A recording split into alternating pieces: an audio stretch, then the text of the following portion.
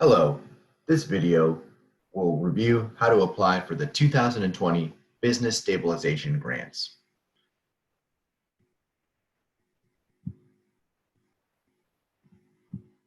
Upon being provided the link to the application, go ahead and review the application details page.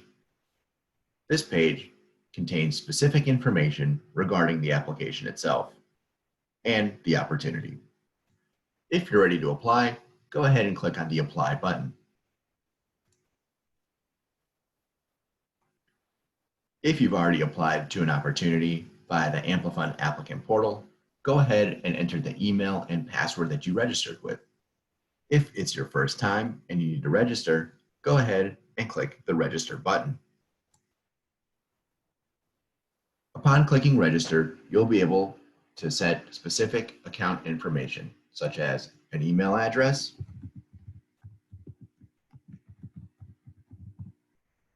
and create a password.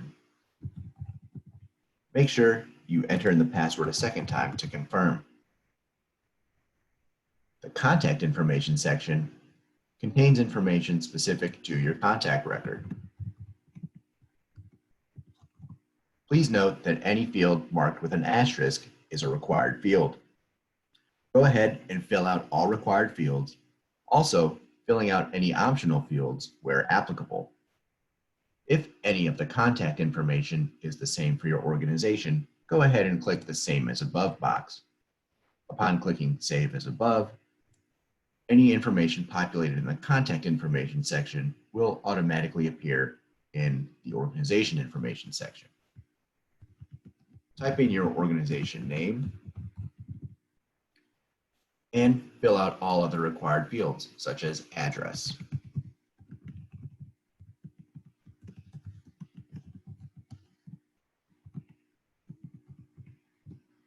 Once you're ready to register, go ahead and click on the green Register button. Now that you've registered, you'll be brought to a Terms and Conditions page. Scroll through and click on I accept to accept the terms. Now that you've registered, you'll be able to see your username in the top right-hand corner, and you'll be able to go ahead and click on Apply.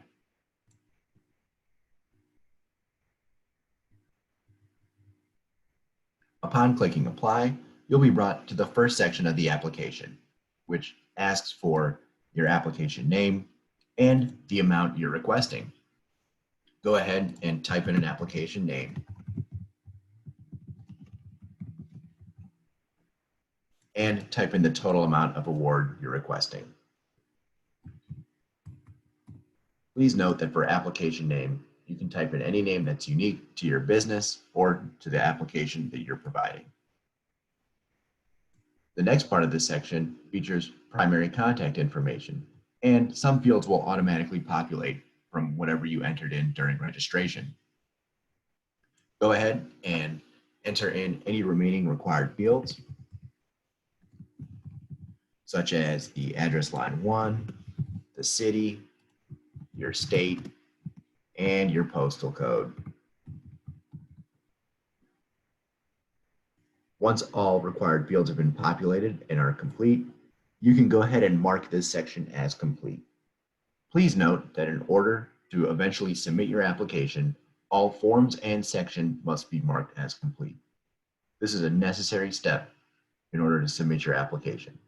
Go ahead and click the Mark as Complete section as soon as all required fields are populated, and you can move on to the application form itself. In order to move on to the application form, locate the timeline here at the top and either click on the application form section or go ahead and click Save and Continue to just move on to the application form section as well. Once in the application form section, you'll be able to click on the link to the application and you'll be able to read the application page. Scroll through and start entering information where pertinent. Note that all fields can be entered into. Please enter in the correct information and note character limits as well. There's a contact information section, which ask for specific name and address information regarding your business. Please move through and enter in all the required fields. Noting the county dropdown, select your county, type in your postal code, and add other important information for contact purposes. The business details section contains additional questions about your business. Please answer accordingly and make sure that you're following the standard naming conventions set out within the question. Note the character limit and the format that's required here.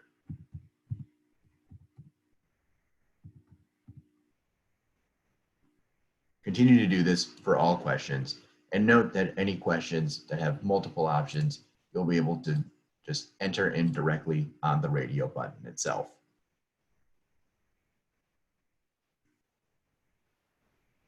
Continue to scroll through, answer all questions accordingly, noting drop-down menus as well. For narrative questions that require a narrative response, go ahead and type directly into the text box in order to provide your response. Note the character limits on these narrative questions as well. The character counter will count down as you type and enter any character.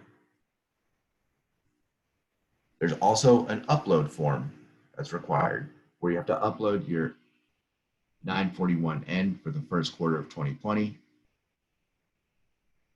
Follow the instructions, and when you're ready to upload a file, click the Choose File button to browse your computer and successfully upload the document. Continue to scroll through for the COVID-19 effect on business. Answer the following questions, and note that some questions are conditional. If you answer yes here, then there'll be additional questions to answer that follow. The same applies to the next question. Choosing yes opens up additional options. If you choose no, then you will not see those options. Continue to answer the rest of the questions and include your bank information, financial institution name, account type, name on the account and routing number are all required fields.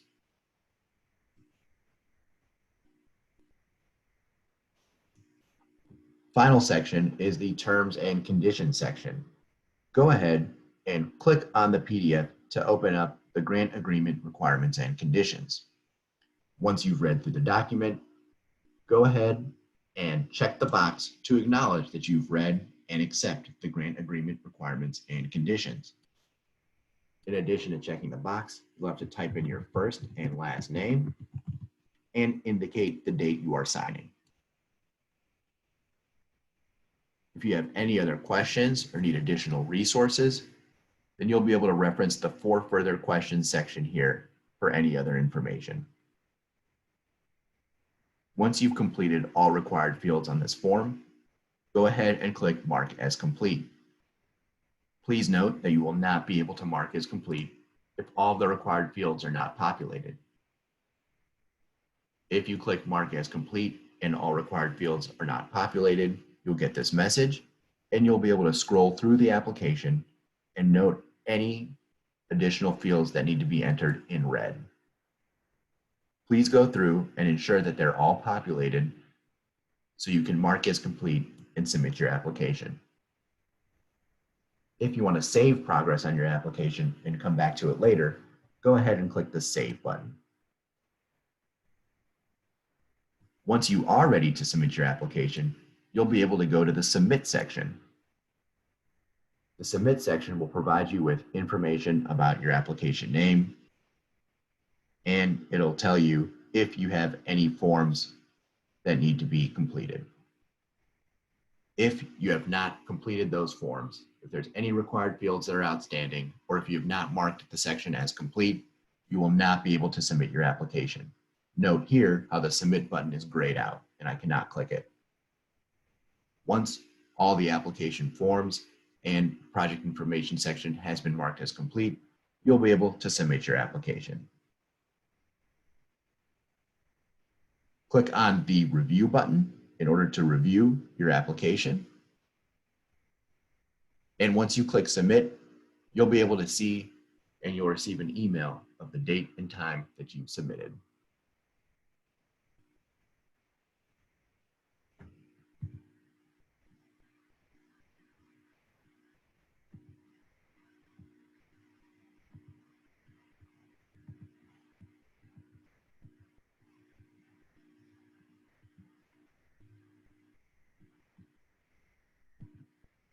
Please feel free to reach out with any questions, and good luck with your application.